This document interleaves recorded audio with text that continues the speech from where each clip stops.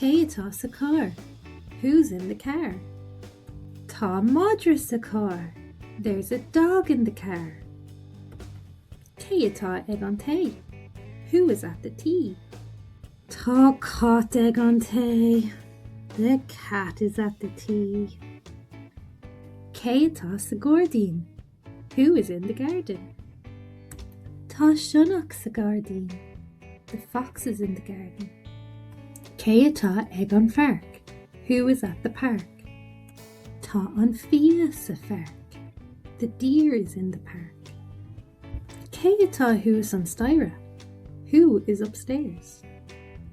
Tá giraffe who's an staire. The giraffe is upstairs. Céatá amo an sin? Who is outside there? Tá spidóg amo. The robin is out. Céatá an sin ag an durs? Who is there at the door? Tá féileacán an sin ag an durs. The butterfly is there at the door.